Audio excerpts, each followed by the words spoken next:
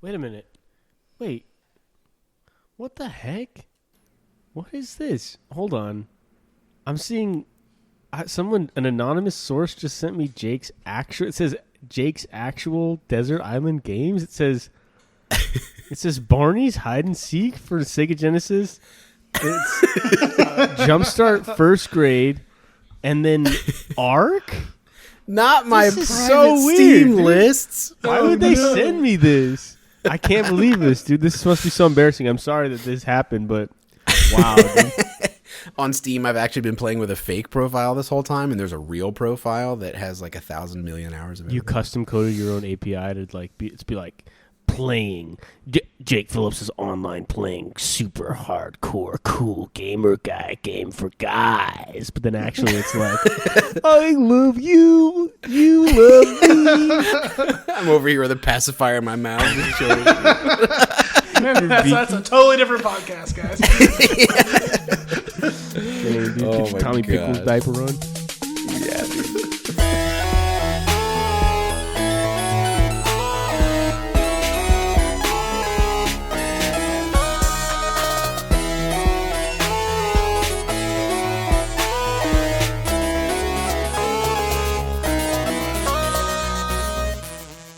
Hello and welcome to Grass Touchers, the show where the three of us guys talk about what we've been playing lately, the video games we like, the video games we hate, and how we don't have enough time for them these days. I am Jake. I'm Jared. And I'm Greg. Yes, that's right. Hey, Jared, what you been playing lately, dog? I've been playing some different stuff. For anybody listening to last week's episode, I'm off the ARC train, and I was thrown from the ARC train. Thank goodness. Which is the best way to get off the ARC train. But I downloaded the Final Fantasy 14 Xbox beta, which is an open beta, but it's the entire game, and they're launching in like a week or something. So it's pretty much the real deal. But I started playing that, and I was like, "This is gay, and I shouldn't be playing this." And then I played it a little bit more, and I was like, I think I kind of like this. And then I found out that there's a subscription fee, and now I'm kind of on the fence. But it is going to be officially launching, like I said, in about a week and a half, and they're going to give like a free month. The game will be like, so I might check that out and see where that goes. If I like it enough, who knows? Who knows what might happen? I'm not really an MMO guy, but we'll see. Right. Cool, man. I played some of that. I started playing Battlefield 2042 again. Which is probably, it's just to feed my, craving for something fast and frenetic and instant gratification and that whole thing. You can plug into that one for just like 30 minutes, be done if you want to be done. Like there's not a huge, the team size, especially if you play the 128 size, big maps, it's so easy to just like not care whether your team wins or not. Like you can just do it. Right. The thing that you want to do, just go do it. Like it doesn't matter. If your team wins, great. If not, fine. So yeah, that's awesome. Yeah, I've been enjoying that a little bit. Though I will say, they're about to release season 7, and I was like curious. I was like, okay, let's see what's going on with that. And so I searched season 7 Battlefield 2042 on YouTube, and I came upon a video. And it was season 7 is pathetic. And I watched this video. Good. And this guy is just like railing on it. He's just like, this is pathetic. DICE and they're not releasing and they're gonna drip feed us. He was like, Alex Jones, they're gonna drip feed us. And DICE. And it was like, I was like, okay, maybe I'm not gonna play this game. Maybe I'm not gonna get excited about this game. So for anybody listening, globalists at EA are controlling our game. DICE is making the frogs gay. But so good. Yeah, so I probably won't. I don't know if I'm going to play that game much more unless you guys happen to. They're going to have a free weekend when that drops. I think it was like also in like a week and a half, 2 weeks. So I mean, I own it. We all own it. We've played it before, okay. Together. There's always a potential to return to it if that guy is wrong and it doesn't suck too bad, Yeah. The game is what it is, and he's a hardcore. I was watching some of the footage. This is also one of the things that makes me think maybe I won't go back and play this game again, but I was watching him play, and he plays like a complete psychopath. And I'm like, are there guys like this in the games with me? Because I don't want to play with him. He's like... Yeah? Quick, what was he doing? Every other shot is a quick scope. He's running, sliding, jumping up, shooting people on the top of the head with a shotgun, and he's quick scope, and he's got a bolt action rifle. He's like... And I was like, this is insane. There's people in the game doing this, and it's not that I'm like... I don't feel threatened because I feel like if I played the game enough, I could probably... your mind and... You get to a place where you play like that if you play a game enough. Sure. But it was just like, it just turned me off of the game. I was like, this is not how a game should be played. It's like when we played a lot of Apex Legends, and you get to a point and you're like, that game. People just come flying in from out of screen. They're sliding and shooting you, and like, you're like, you're trying to get a beat on them, and then they're behind you. They're shooting you in the back of the head. Yeah. And it was especially movement. I think that's there's... In videos that I've watched from people that are, streamers or whatever, they refer to certain games that are shooters as movement shooters. Yeah, that's the point, is that not only do you, never touch grass and have incredible gun skill, but the movement mechanics of the game make it so that that's just as important as any other skill in the game, and it will be a defining factor in your win rate, right? Is that you can move like a demon. It's like, geez, I don't have the time. I barely have time to shoot well. I barely have time to learn the mechanics of the game. You tell me I got to learn how to, double tap, crouch, and slide, and then jump and time it at the right time, and then, and that's it for me. Is it's like I don't want to play like that.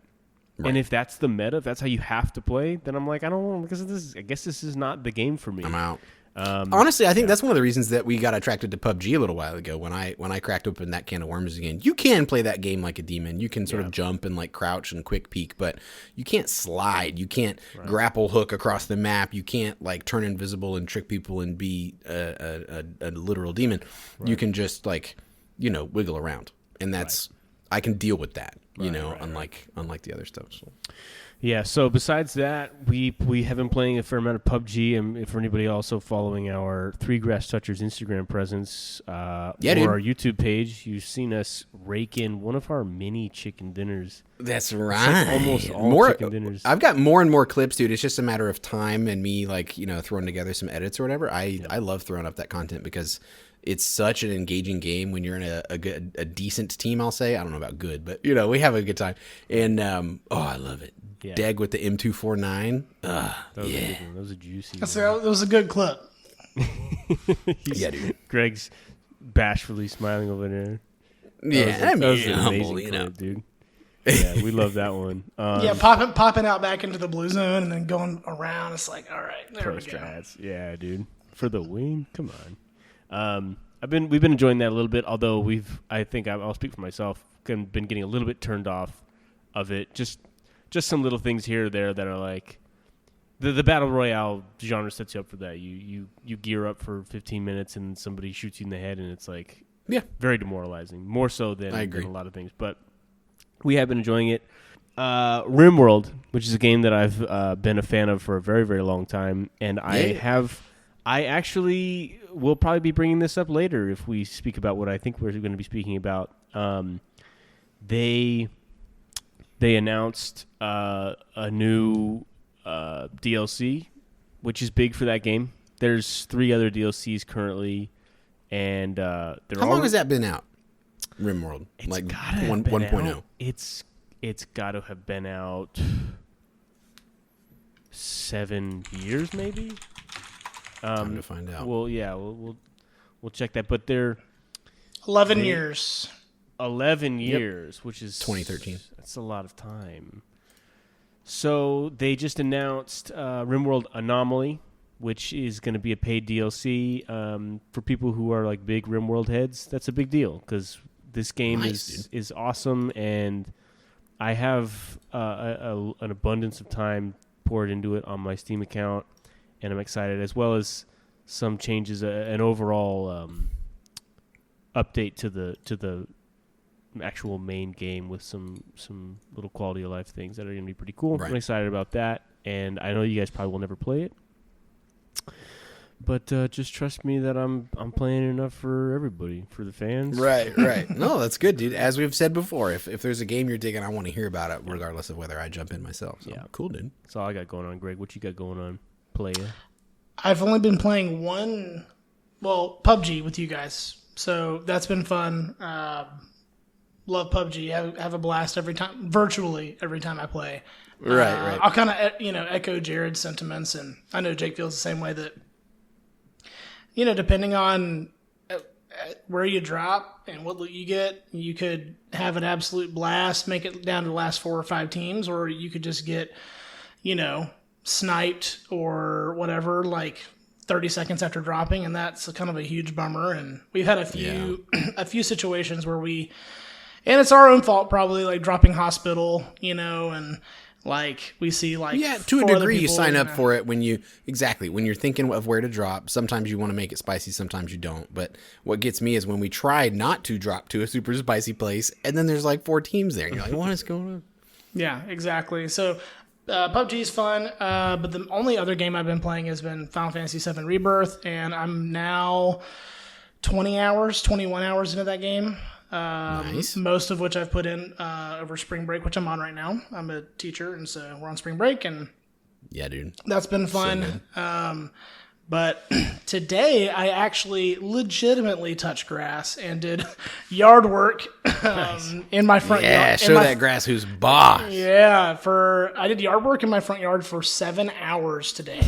Like I did it's like a whole work day, dude. Like all I stopped to do was like drink water and eat a sandwich and like drive to the store to buy flowers and soil. Like that's all I stopped for That's so cute. For like 7 hours. And honestly, it felt great, man. Felt great getting out there and in the sun. It was like 76 degrees here in Texas and breezy. And it was just perfect, And my wife was working from the home office, and she had the blinds open so she could see me out there in the yard working. She'd text me, "Hey boy, see you out there," just, whatever, and all that cutesy stuff. Yeah, man. So that was cool, and but FF7 Rebirth continues to just get better and better. I've been really enjoying it, and super glad that I went with the PS5 purchase, and I think it does a lot of things really, really well. The game, the PS5 also, but the game has just continued to surprise me with the quality of the cinematics and the storytelling and the voice acting. It's all really, really good. And I didn't mention this last week, but one thing that Japanese game developers seem to be super into, especially Square Enix, and we should at some point talk about this tonight. It's not the night, but a lot of them are super into mini games, right? Square Enix specifically. So in Rebirth, they've created a new card game, like a competitive card game called Queen's Blood. And dude, it is awesome. It is it's so good. And like I've spent probably, of the 20-hour playtime, I probably spent 3 hours just playing the card game. Wow, that's cool. And and you can win cards from people that are more powered, and the rules for the game are really creative, really unique, unlike any kind of card game I've seen before. And so it adds another layer to the game that's fun, and there are actual rewards to playing the card game sort of thing. And so like actual in-game rewards, right? And so cool. That's been cool, but that's kind of been the only one I'm playing. I've been enjoying spring break, guys. It's one of the perks of being a teacher is that we get spring break. That's right. So that's right. Good on you, man. Yeah, that's got to be the sickest part about being a teacher. It's like still looking forward to spring break as an adult. Be like, woo, spring break. Yeah. When I was teaching, especially in by the end my 5th year, we would have to plan around, school holidays. And my wife said to me one day, she was like, "You ever think about how you've been in school for your whole life?" And I was like, yes, honey. All the time. I do. From kindergarten until I was 27, 28. God, it's like a long freaking time. But cash in on it. That's great. Yeah. What about you, Jake? What have you been up to?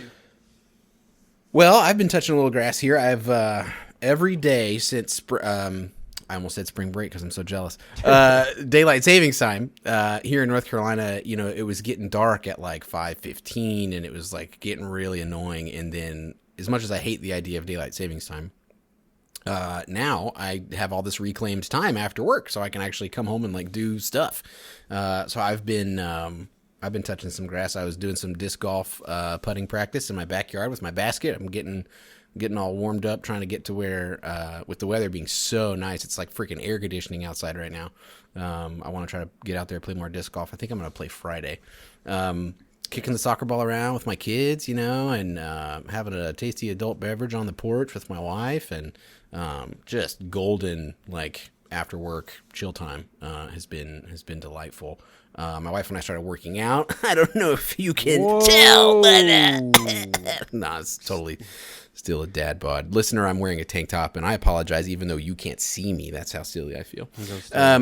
But the game I've been focused on here lately, other than PUBG, which we've already said, and I won't repeat, all the same sentiments that you guys have.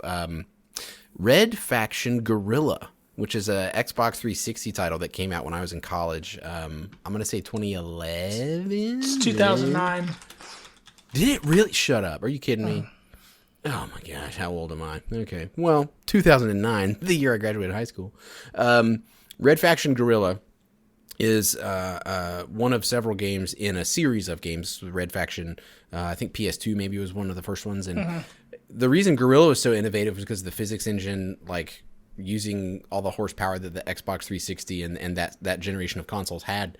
The premise is that you're on Mars and you're this like downtrodden, like, just civilian trying to eke out an existence, like mining and stuff. And you join up with this faction of people called the Red Faction.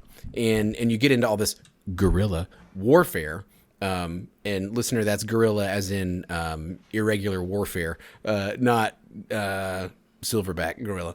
And so you get these explosive charges, and you get these vehicles that have machine guns strapped to them, all shoddy, and like the whole point is you're just sticking it to the man. The whole game you're going up to like sort of the galactic empire basically, and like wrecking their stuff. You're knocking down their buildings and getting scrap metal, and then you're using that scrap metal to upgrade your capabilities. And I'm playing that on the Steam Deck. And it's like a dream. It's, if you told me in 2009 that I could play an Xbox 360 game at better frame rates than the 360, but in the palms of my hands, I wouldn't have believed you, right? I know we've essentially been a Steam Deck podcast from time to time, and I'm feeling that again.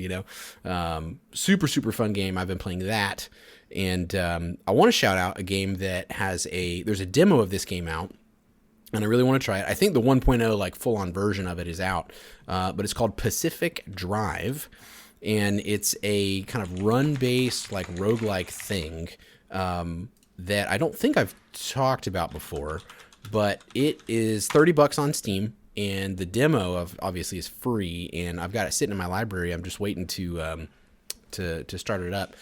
I'm really interested in playing it because it's a driving game, and I have a soft spot for some driving games as long as there's like a quirk about them that makes them not Gran Turismo. Like, I don't want to play Forza where it's just driving. I want to like do a thing, whether it's like a Twisted Metal kind of like Mario Kart on crack kind of thing, or whether it's Burnout Paradise, dude, one of my favorite games in the world. That game slaps.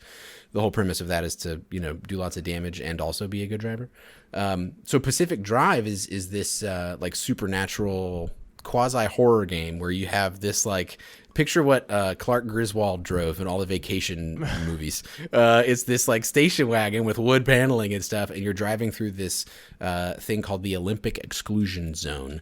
It's supposed to be like a Pacific Northwest kind of environment.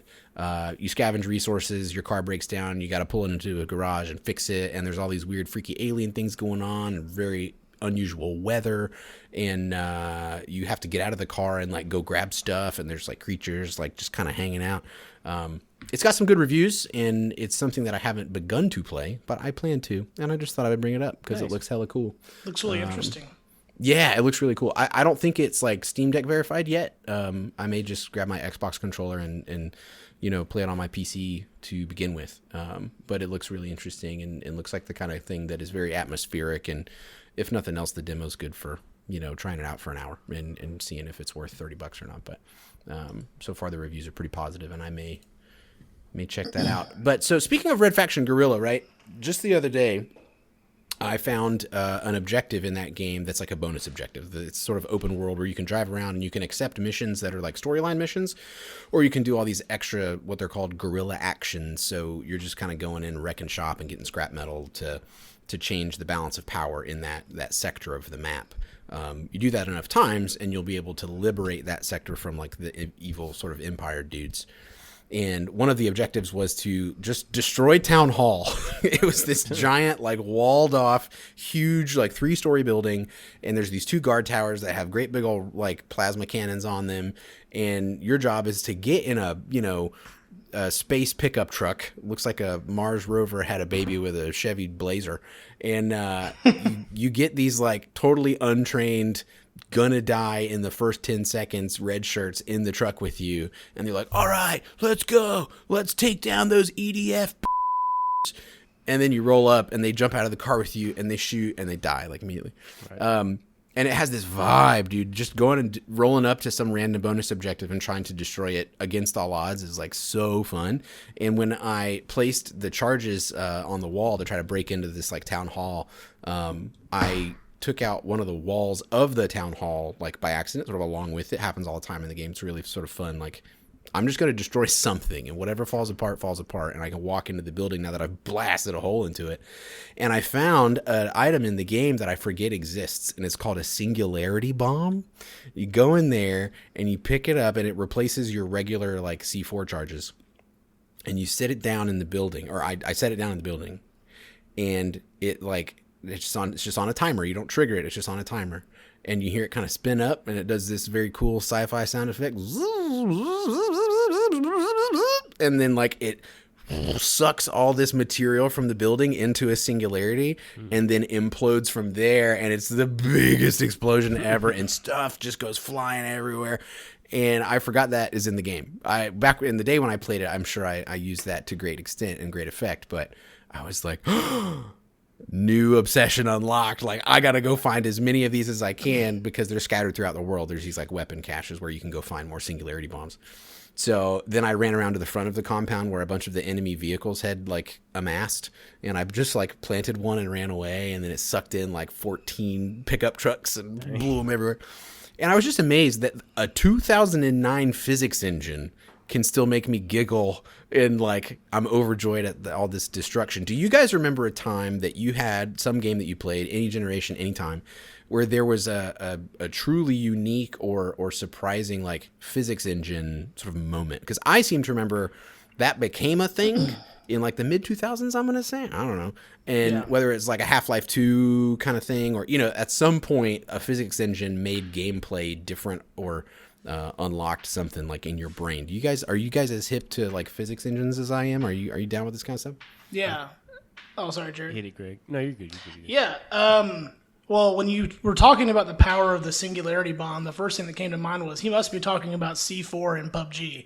Right. Because that is like unbelievably powerful. But you said Half-Life 2. For me, it's Half-Life 2, right? Like that was the first game that I think really captured what physics would actually be like, or were like in the real world, right? Sure. With the gravity gun, and I just remember picking up with the gravity gun, picking up like saw blades and like shooting alien heads off with saw blades and stuff, and like it was super cool. Another game is the original Red Faction. Was one of the first games that really impressed me. It's a PlayStation 2, early PlayStation 2 game, and you can blow up anything in that game. And there's a weapon in that game called the railgun. I don't know if it's in Red Faction Guerrilla, but I think it is later. I just haven't got to it yet. But it's a laser weapon that can go through any object to any distance in the game. So you could literally be in it. The scope on it does a X-ray through solid objects. So you could be like all the way across the map from somebody, and you get the railgun, and you just like find them. They're like 300 yards away behind a rock, and you just pop, instant kill, and every shot's instant kill with the rail. It's like the most overpowered weapon in the game, right? So sick. The original Red Faction and Half-Life 2 for sure. What about you, Jared? I think what comes to mind immediately is the obvious one is probably Battlefield, and that was like a main selling point. Battlefield, Bad Company, that is, and then Bad Company 2 kind of they iterations kind of improved on the destruction engine and just leveling whole buildings. Yeah, it's fun. It was definitely new. I remember like playing it in my dad's room. Like, hey, Dad, check this out. This is right here. I'm just gonna blow a hole in the wall and kill these guys. Forget it. Like my dad's like a casual gamer, and it's like the conventions of gaming are like, there's a wall there, like you're gonna have to go around it. And I was like, check this out. Right, he's thinking like 007 GoldenEye, like that's just a wall. It's a video game, it's a wall. I think, and I think that, and then I think of Burnout Paradise, which was it does. Sorry, I mentioned that earlier. Absolutely. It was a blast. I remember I loved that game, though just feeling the weight of your car and how destructive you could be. And it's just that's one of those games that comes to mind when it's just flat out fun, and realism obviously was not what they were going for, but just how it would slow down and you could watch pieces of yours and their car just go flying, and that was groundbreaking for me. That was a new level where I was like, wow, this is a step. This is a huge step in destruction. And right, and I guess that's what I'm getting at, right? There's like certain games that there was this wave of... I can imagine being a developer and seeing a game with a sick physics engine come out, and you guys were scheduled to drop your game like 6 months, and you're like, oh, we have to do physics now too? Right, like, everybody has this new bar. Like, sorry, that's the thing now, and it became a very laudable, like, it was in every review, for a while there. It was like, how's the physics engine? Is it pretty good? Or, Right. Yeah, Portal's another great example. Yeah. And it's interesting because there's a difference between a physics engine that is spectacular, like a Burnout Paradise. Do you remember in Burnout Paradise there were challenges where like the point was to cause millions and millions dollars worth of damage? Yeah. It was like one of the many quest types that you could go do. It was like, hey, here's a great big old murder van that you get to drive super fast down a hill and over a ramp, and you're gonna land a bunch of gas tanker semi trucks, and you have to cause as much damage as possible. And it's like, cool, sign me up. I'm gonna sit here and do this for like an hour and a half. Let's go. And then there's games that the physics engine is just so real feeling. It's not that it's spectacular and bananas. It's that Half-Life 2 or Portal, I pick up something and I drop it and it bounces in a way that I felt like it should bounce. Like, whoa, why does that feel? It's really immersive. And I can appreciate both sides of that sort of spectrum, right? You guys ever play Mirror's Edge? Yeah, I never the did. parkour game. Yeah, I don't think there was any other games that did that to that extent, or tried to be like that. That was a really unique game. Yeah, I never actually played it, and I always wanted to. I would watch videos all the time. Oh, dude, it seemed pretty fun. I don't know if it's the kind of thing you revisit and get wowed by, but I remember being extremely wowed by it. It was very high contrast, incredibly stylized. The story was like not for nothing, pretty good, and there was like the protagonist guns. Was a female. Oh yeah, we didn't know. We didn't know what to do with ourselves at that time with a female protagonist. But I can't picture myself. Yeah, this is first person. I can't after this. Sorry, my wife is in the kitchen making food. The way that I was gonna say, the way that from now on you have to look at your wife every time you say something silly it's my favorite thing. She's listening to the TV show. She's like, "Is this too loud?" I'm like, "No, you're fine." No, you're fine. It's not too loud. Mirror's Edge is super rad, and the second one is even better. It just got better. The second one, if I remember correctly, at that time and now, I think in retrospect, everybody would agree the second one was just as good and improved and added more, just like stuff you can do. It was a very run heavy game. Like you felt like a Tony Hawk Pro Skater. Like I'm trying to set up like a combo. Like I need to zip line here and then wall run here and then jump over this and slide under this and then I'll get caught up to the objective where I'll tackle this guy or I'll whatever. Super cool. Very cool game. Very stylized. On the topic of zip lines and grappling hooks, did you guys ever play those Just Cause games? Yeah, dude. Dude. Those are rad. Bro, we used to not a realistic physics engine in that No. one, but very cool. ridiculous, over the top, and they knew that, and they really rode with that with the games that came afterwards, the sequels. But I What is remember there, like 5 of them or something? They made a few. I think there's 4, maybe 3, but I bought the first one because it was very under the radar. It was kind of like a cult hit. It wasn't like The first one was a little sneaker. Right. It wasn't a big Sleeper publisher. hit, that's what I was Wasn't trying a to big say. or wasn't a big develop team. I forget who published. It was probably, I don't know who published, but we used to turn on Eddie Money's 2 Tickets to Paradise. You guys ever heard that song? Oh yeah. I've got 2 tickets to paradise. Won't you? Yeah. You know, and we would turn that song on the Xbox overlay music player, and we would just take turns on Just Cause, just going for a run. We would just put that song on loop, and that was a party, dude. That game was a lot of fun. And That game was wicked awesome. You could shoot a grappling hook at a helicopter and just ride it to wherever it went, or you could zip up to the helicopter on the zip line and take out the driver and just hijack every vehicle. The explosions were insane, and it was a spectacle for sure. It was for the listener, it was by Avalanche Studios, published by Eidos Interactive, and then by Square Enix. Eidos, that's right. Yeah. You know what I remembered about that game is the title of the game, Just Cause. It's like, I had just cause to do this thing. And the little Wikipedia article here says it directly draws its name from the real life U.S. invasion of Panama, which was codenamed Operation Just Cause, because the whole thing was Panamanian and very centered around oil, and the story for what it was, was fine, I guess, and centered around the economy of Panama. But I also read the title as just cause. Right. That's what I always thought it was. Why did you guys make this game? Just cause. Why did you zip line up to a helicopter and drop 1,400 C4 charges onto a whole oil refinery and destroy the entire economy of Panama with the push of a button? Just cause. And so it's a perfect double entendre little name for the game. Very, very singular in its approach to just mayhem. The other game that I always compare it to is Mercenaries. I don't know if you guys ever played Mercenaries 2. Yeah. That was a very cool game. Sort of similar vibe, just destruction, wanton chaos. And dude, I would absolutely play a game where you play the United States and you just have to, like an XCOM style game where you're just constantly going in and destabilizing third world countries. Just a lot of source material to work from, my friend. Exactly. There's a few. You might have some men in black suits knocking on the door of the game studio, but you'll have a good time. Yeah, where did you hear about this? We're like, we've been making all this up. You guys actually did all this? Like, you know that disclaimer at the beginning of some games that's like, everything in this game is totally fictional and lightly based in the real world, and any similarities to events, real or imagined, people is or purely events, coincidental. People or events is purely coincidental.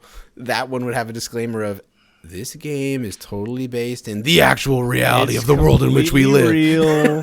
We did all of this. We're America. We're freaking. We can do whatever we want. Oh man! Yeah, dude. So Screw excellent. Haiti. Screw all those South American countries that we've just consistently for the last 50 years just made sure that they cannot get a leg up. That's right, dude. Gotta look out for number one. Number one. Right. Stars and stripes, baby. These colors don't run. That's right. Oh man, what else we got? What else? I don't even know. I've lost track in our notes what we're even on because we had such a nice time. What do we look at? Jared, you want to talk about 14, little FF14 there, bud? Yeah, I'll go over it real quick. There's not much to be said. You know, we spoke about MMOs, and they're a problematic genre for me because they're so addictive. If you like to see the numbers get bigger, yeah, and I like to see the numbers get bigger, baby, I do. That's right. I have a problem with economies. When I say problem, I mean I like to see those numbers go up too. Right. And this game has it has a strong base in gathering and crafting, which I don't even like to say out loud that I enjoy because it sounds a little gay, maybe. But Sounds a little lame. yeah, sounds a little bit lame. But I've really enjoyed leveling up my mining skill, which bled into my because the guy, to get my mining skill up, he needs me to make him a sword, and so I move over to the blacksmithing, and blacksmithing goes into the armoring, and then I need wood for this blacksmithing quest, so I need to learn how to chop high level kinds of wood, and it brings me back to my RuneScape days. Yeah. I'm not proud of them, but this is an interesting game because it's been around for like 10 years, and they're just now kind of hitting their stride. Like, people talk about how this game had like a huge comeback, and it's always fun to see a game that's full of activity. You go in some of the major cities, and there's just real players just everywhere. Just they're covering the screen. Their names are covering the screen. But if you don't like MMOs, you would absolutely hate this. So right, it is an MMO. It's not gonna wow you with get it? Wow you? What? With any, it's not anything that an MMO isn't. But. Exactly. And the one thing that I will say, I've spoken that it's kind of a knock. It's actually a good thing from what I'm hearing from the player base. The subscription fee, I looked at it, I was like, that's kind of antiquated. That kind of bothers me. We pay for so many things already.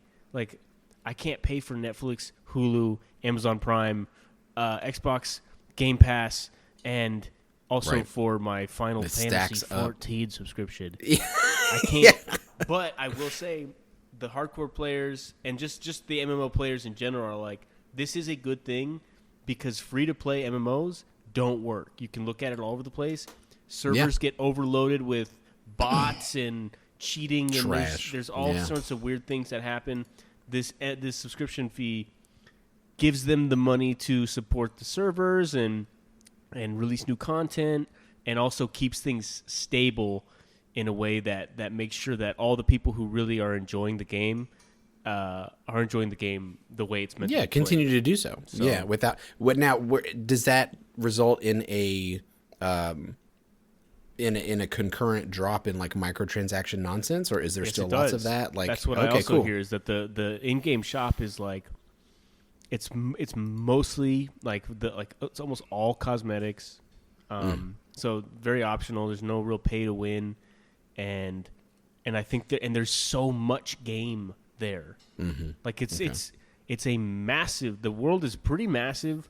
There's so much to do, and that's one thing that I think I kind of don't pay close enough attention to sometimes, because as a grass toucher, you run out of time to experience all the games. Like when you're a kid, you're like, I don't have a backlog, and whatever backlog I have, I'm going to get to it because I just it'll be depleted next week. Right. Like, Spring break, bring it on. Spring break's coming. I'm going to play all 90 of the games that I've been thinking about playing. Right. But there really is so much game here to enjoy, and in a way, I wish I had.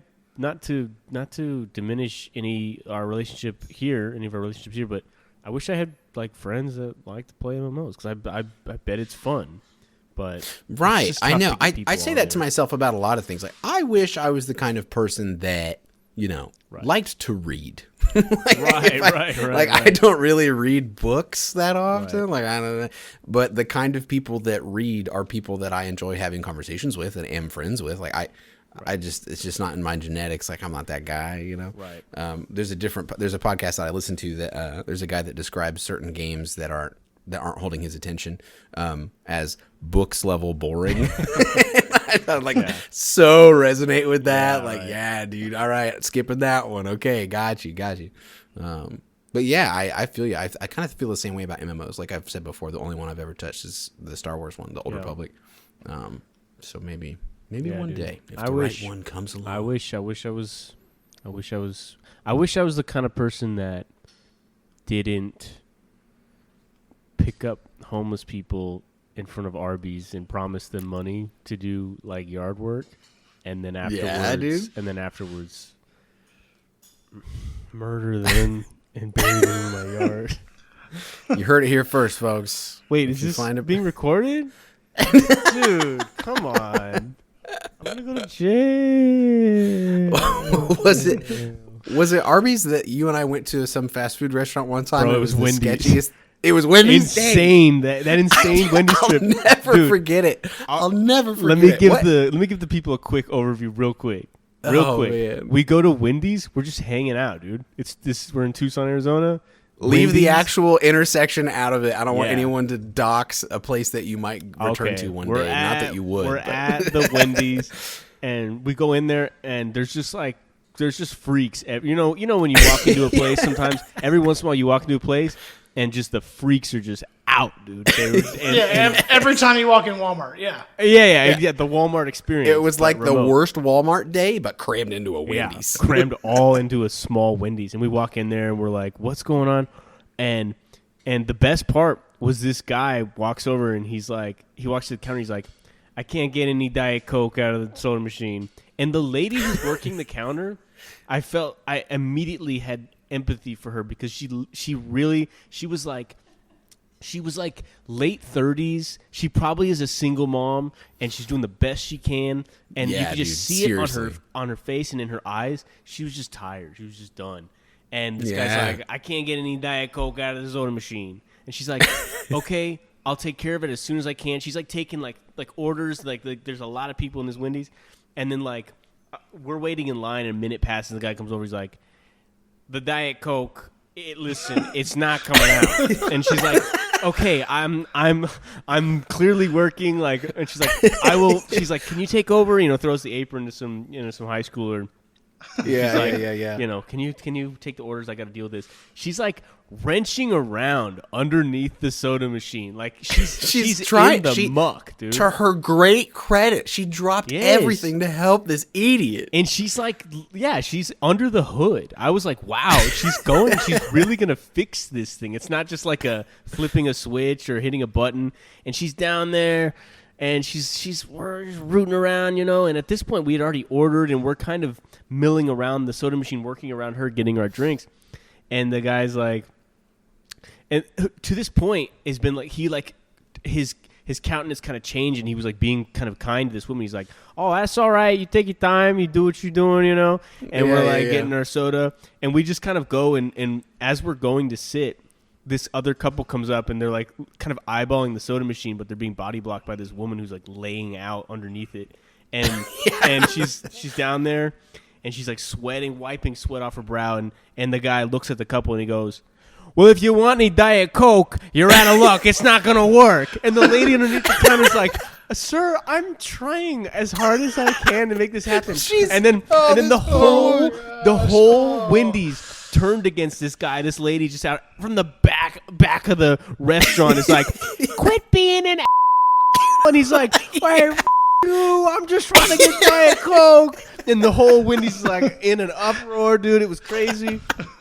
And this poor woman, it had to be the one, of course, who's already fixing a soda machine and supporting 4 children with no father, is the one who had to be like, everybody just relax. It's okay. Everything's fine. Dang, that was a wild Wendy's outing, dude. I'll never forget that. Nuts. Absolutely ridiculous. I wish it was normal to tip people so that I could just like would you like money? I need to help this poor woman. Oh my gosh. Ugh, insane, dude. Well, that was a delightful little aside, gentlemen. Jake ordered I've the got Baconator. one more for us. That's right. What'd you just say, Jared? I said Jake ordered the Baconator for the. Yeah, dude. Bacon? Are you kidding me? The fries there are actually pretty good. I don't remember anything about the food I ate there because it didn't matter because it was the most insane thing I've ever seen. Oh my gosh. Greg, hit me with a segment. I hear you got a fresh one. Yeah, boys, I got one more before we wrap her up here. And before the pod, I was thinking, what would be kind of a funny little segment to do? And I thought, let's talk about what our desert island games would be, right? And by desert island, there are a few ways that you can answer this. I know how I'm going to answer it, but you don't have to answer it the same way I do. But, you had a head start. Jeez. But let's limit it to 3 games that if you were stuck on a desert island, that you would take with you. The way I'm going to answer it is 3 games that I would never get tired of. Right? That are of very high quality and that I have fond memories of, but with the prerequisite of I just could play them on end, and it just doesn't matter, right? The first one is probably not going to shock you guys, but Baldur's Gate 3, right? I don't know that it's in my top 3 video games of all time, but it's close. But I could play that game. Jake mentioned last week the whole thing about he feels like he has to have like 2 hours to play that game. Yeah. Right? Well, he has to know like in advance, like, all right, I got 2 hours, the boys are taking a nap or whatever, and Andrada's at work, whatever, and I can just like 2 hours, just me. And that's how I feel about that game too. Like I don't feel like 30 minutes or 45 minutes is really enough to get a lot out of that game. Yeah, I'm not spinning up Baldur's Gate 3 for no 30-minute, session. I gotta get in there. Yeah, and so Baldur's Gate 3 would be one of them. Another one would be Super Metroid for Super Nintendo, because I've beaten that game, probably 100 times, and I just never get tired of it. And then Final Fantasy VII, the original game, because no matter how many times I played that game, which I played it a lot, there are different party configurations and ways you can tackle the combat, and there are some super bosses at the end of the game that no matter how much I get good at that game, they always give me a run for my money. And so, Final Fantasy VII, Super Metroid, and Baldur's Gate 3. Dude, nice. I don't know if I have mine locked down. Jared, do you think you do? I think I do. I do have a point of clarification, I think. Is this Desert Island, it's not exactly going to have Starlink. Are we talking about games that are offline primarily?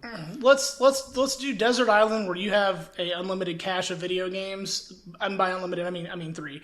And you have internet access and food and water and all the things. Yeah. Right? Okay, cool. Yeah, that was my question too, because talking about a game that in its heyday, I think I would play forever is Halo 3. Yeah. I put so much time into that game when it was out, and I really wonder if there's a game I put more hours into than ranked Slayer, ranked team doubles, ranked SWAT, ranked everything. Lone Wolf. I would say that. I would say Gotcha Force, a little known GameCube game developed by Capcom that it just has a ton of replayability. I love that game. And I still play it to this day. And then this is a really hard question for me, but because I've got like a large tie between, I would say RimWorld is realistically my third game, because I seriously could play that game as the only game I ever play for the rest of my life, because there's just infinite possibilities in my mind, especially with mods. It's such a feat of engineering and game design, that game. It really As little as I've played it, I could see that from moment one. I was like, whoa. They call it, they refer to it most often as like a storytelling simulator, just because you just get a different story every time, and the wildest, wackiest stuff happens, but in a cohesive way, and that's a great game. But some honorable mentions, I just want to say Dota 2. I mean, I have well over 1,000 hours in that game, which I realize by today's standards is Powder Puff. For Bush League, for Greg Pop students. Warner, get those numbers up, boy. Yeah, Greg students play 1,000 hours of a game within a month.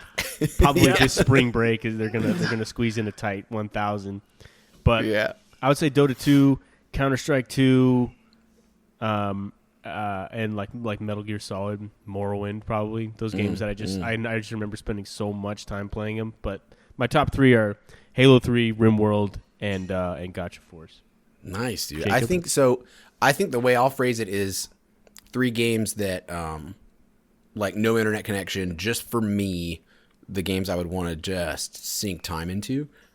Because I think this question is really great for what it exposes about the game, like the replayability, the depth. Can it occupy your time on literally a desert island? Civilization I think 5 or 6, either one I'll take because I played both and love both. Assuming that this is the other funny thing about the question, that I'm just overanalyzing. It touches the tism, you know what I'm saying? And there's a component to games now called DLC, brother. You know, if I had to pick a game and like freeze it in time, so like before that or after that, I don't get to experience this. Like at that moment, I would play it. Civilization's one of those where like new civilizations come out that you can play as. But frankly, vanilla Civilization 5 or 6 is probably enough for multiple years and years of like depth and trying this and trying that and winning this way and winning that way. Because if you make up your mind that you want to win with a military victory in Civilization, you have to plan like perfectly. You have to settle new towns in the right places. You have to have good luck from the beginning. You have to have the strategic resources on your territory that you control, because if you don't, you just can't do the thing that those enable. Like, if there's no oil on the little island that you spawned on, like, sorry, dude, you don't get to have a nuclear submarine or like a battleship or whatever. There's just stuff that you don't get. So Civilization's a big one. Another offline game, and I like this one because I've played it on iPad. I've played it on actually I haven't put it on the Steam Deck yet. I should probably do that. And I've played it on multiple like PCs and laptops. Is FTL. I think that game is an incredible roguelike that allows for a ton of runs, and the difficulty curve can be as insane as you want. There's like easy, middle, hard, you know, and that sort of medium is the sweet spot after you've played the game a lot. I've only ever beat the game on easy, but I've come close on medium, and it is tough. But sort of like RimWorld, there's enough randomized events and procedural stuff that each time it's a little different, and there's so many builds and so many choices and so many splintering sort of, you know, things that you are offered. You could play it 1,000 times. And then the other sort of offline, I think I would really just echo Baldur's Gate 3, dude, because I haven't even made it that far in that game compared to other people. Like, I haven't beat the game. I haven't gotten past what I think is Act 1, but I've already got 30 hours in it, and it's kept my attention the whole time. And I can tell that there's a bazillion things I would do different if I go play it again at some point, start another run through. However, if we're going to talk about sort of online, like, can I just... This is in some ways a dream scenario. Can I be actually finally given the time to sit there and get good? Because if I can, you know, there's no game I'd rather do that with than Rainbow Six Siege. Oh my god! If I could sit there and specifically, I'll say this because of what I said earlier about DLC and updates to games. If I could take Rainbow Six Siege backwards in time about 3 years to when we were playing it at the height of COVID in like 2020 and 2021, and like some new operators had come out, Sam Fisher had just come out, like there's certain things about that game in that period of time that were perfect. I just remember it felt so good. There's some of the maps in there that were like just rocking.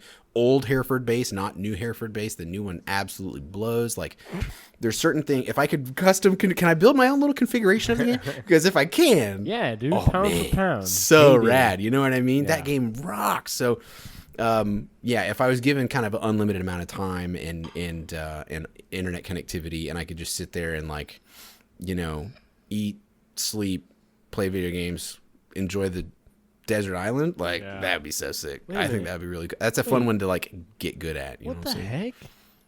What is this? Hold on, I'm seeing an anonymous source just sent me Jake's actual. It says Jake's actual desert island games. It says Barney's Hide and Seek for the Sega Genesis.